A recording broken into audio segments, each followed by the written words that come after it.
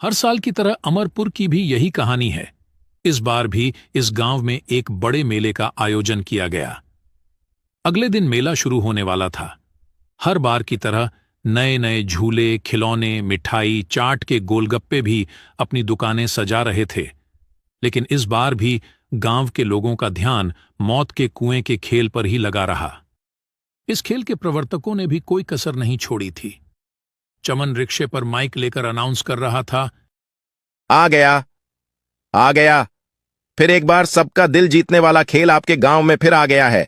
अगर देर की तो समस्या गंभीर होगी, क्योंकि सारे खेल बिक जाएंगे तो टिकट नहीं मिलेगी। गांव में हर कोई जल्द से जल्द टिकट खरीदना चाहता था और खेल का पहला शो देखना चाहता था। अगले दिन खेल का पहला शो था, लेकिन उसी रात गांव में एक अजीब घटना घटी। जहां मौत का कुआं दिखाने की तैयारी की जा रही थी, तभी अचानक आधी रात के बाद वहां से मोटरसाइकिल की आवाज आने लग जाती है। अचानक बच्चा बोलता है, पापा, पापा, जागो, देखते नहीं, मौत के कुएं का खेल शुरू हो गया है, देखते नहीं। बेटे की आवाज सुनकर दोनों जाग जाते हैं। अरे क्या हुआ रमेश, इतनी रात को जाने की बात कर रहे हो?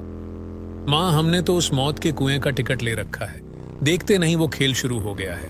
मोटरसाइकिल की आवाज आ रही है ना। अभी रात है, वो खेल कल शाम से शुरू होगा। पर ये आवाज कैसी है मम्मी? अरे कुछ और आवाज होगी, चलो सो जाते हैं। रमेश सो गया, लेकिन जैसे जैसे रात बीत रही थी मोटरसाइकिल की आवाज बढ़ती जा रही थी। कुछ देर बाद मोटरसाइकिल की आवाज आनी बंद हो गई और वहां से एक महिला और बच्चे के रोने की आवाज आने लगी। वह आवाज गूंजी और उसके माता पिता जाग गए।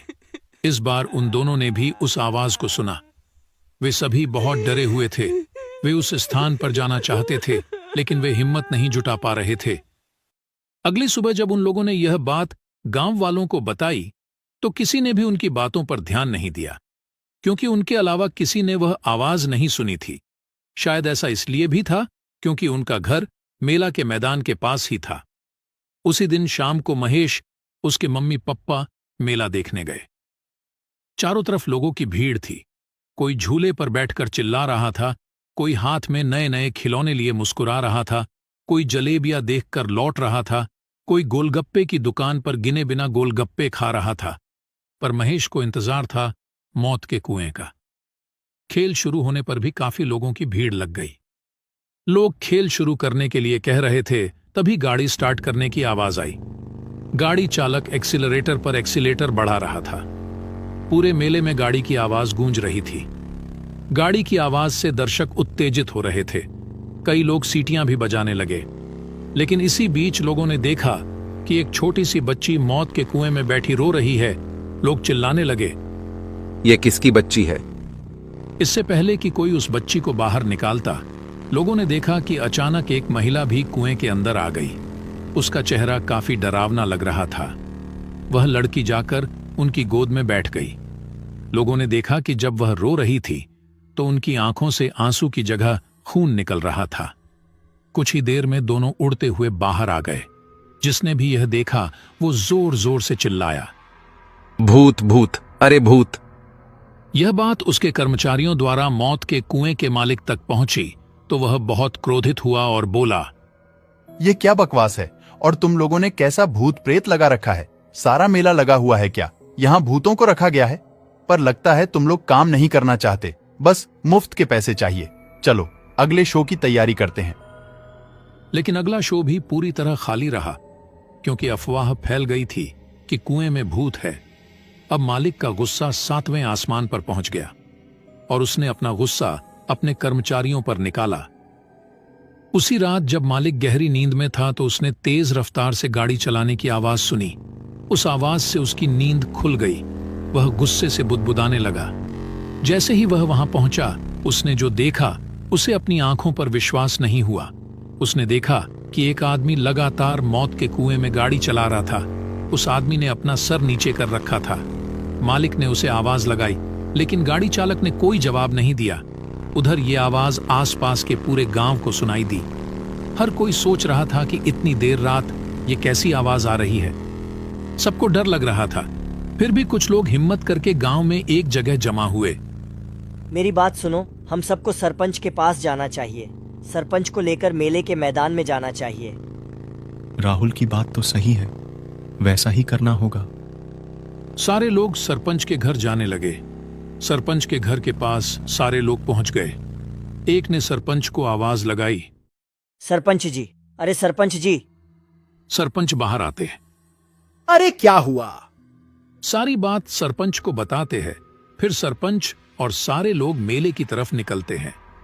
साथ में रमेश और उसके पप्पा भी थे। सरपंच के साथ मेले में पहुंचे। वहां भी उन्होंने वही नजारा देखा जो मौत के कुएं का मालिक देख रहा था। वह आदमी अभी भी लगातार गाड़ी चला रहा था। तभी अचानक से वही महिला और बच्चा वहां आ गया। सारे गांव वाले उस महिला और लड़की को ध्यान से देख रहे थे। तभी गाड़ी सवार युवक के शरीर सिर से खून निकलने लगा। उसके खून से मौत के कुएं की पूरी दीवार लाल हो गई थी। कुछ देर बाद महिला और बच्चा इसी तरह रोने लगे। अब सभी ग्रामीणों की हालत खराब हो गई है। कोई नहीं समझ पा रहा था कि ये कौन लोग हैं। तभी मौत के कुएं का मालिक फिर चिल्लाया। सुन नहीं रहे हो? कौन हो? लोगों को क्यों डरा रहे हो? मेरे खेल को बदनाम क्यों कर रहे हो? जल्दी यहां से भागो। मालिक की बात सुनकर गाड़ी सवार सर उठाता है। उसे देखकर मालिक की आवाज लड़खड़ाने लगती है। पेंट भी गीली होने लगती है। अरे जानते हो ये कौन है? तभी गाड़ी सवार गाड़ी रोकता है और कहता है, क्यों बॉस, आप बताएंगे या मैं उन्हें बताऊंगा? क्या बताऊं? मुझे कुछ नहीं पता। फिर विक्रम ने बताना शुरू किया। गांव वालों, मैं दुष्ट आदमी हूं। मेरे सीने में कलेजा नहीं है। मैं तो जानवर हूं। मेरा नाम विक्रम है। मैं पिछले साल तक इसके साथ काम करता था। आप जानते हैं कि मौत के कुएं में गाड़ी चलाना हर दिन मौत को गले लगाने जैसा है। मैं हर दिन अपनी और अपने परिवार की जान जोखिम में डालकर गाड़ी चलाता था, लेकिन उस दिन शायद मेरा दिन खराब चल रहा था। किसी और गांव में मेला लग रहा था। मैं अपना खेल दिखा रहा था कि अचानक गाड़ी की टक्कर हो गई और मेरा सर कुएं की दीवार से जा टकराया। खून लगातार बहता रहा और मैं बेहोश हो गया और फिर मेरी मौत हो गई। तो मैं मेरी शक्ल का भूत बन गया। मौत के बाद मेरी पत्नी और मेरी नन्ही बेटी के सामने जीवन बेहद मुश्किल हो गया था। एक दिन वह मालिक के पास गया और कुछ पैसे मांगे, लेकिन उसने मदद नहीं की और उसे भगा दिया। दोनों परेशान होकर बाहर चले गए। मेरी पत्नी ने दूसरी जगह काम करने की कोशिश की, लेकिन कोई काम नहीं मिला। लोग उसको कोई काम नहीं दे रहे थे। इधर उधर भटकते ही रह गए। खाने पीने की कोई चीज उनके पास नहीं थी। कई दिन भूखे प्यासे सड़क पर भटकते रहे और फिर दोनों की भी भूख से मौत हो गई। तुम गांव के लोग ही बताओ कि मेरा और मेरे परिवार का क्या कसूर था जिसकी सजा हमें मिली। अरे हम तो कलाकार हैं, यही तो रोजी रोटी है। पर कल कोई हादसा हो जाए तो मालिक हमें मरने के लिए छोड़ देता है। हम तो जिंदगी भर आपके सुख मनोरंजन के लिए काम करते हैं और बदले में हमें क्या मिलता है? विक्रम की बात सुनकर सारे गांव वालों ने मालिक को मारने के लिए घेर लिया। तभी मालिक चिल्लाया। अरे अरे छोड़ो, मुझसे गलती हो गई, मुझे माफ कर दो। हम आपको एक ही शर्त पर छोड़ेंगे कि आप यहां काम करने वाले लोगों को गारंटी देंगे कि अगर उन्हें कुछ हो गया तो आप उस परिवार को बेसहारा नहीं छोड़ेंगे।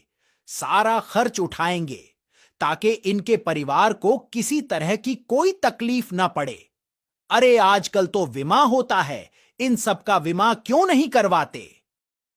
सरपंच जी, आज से ही इन सब का बीमा बनवा दूंगा और इनके परिवार की मदद भी करूंगा।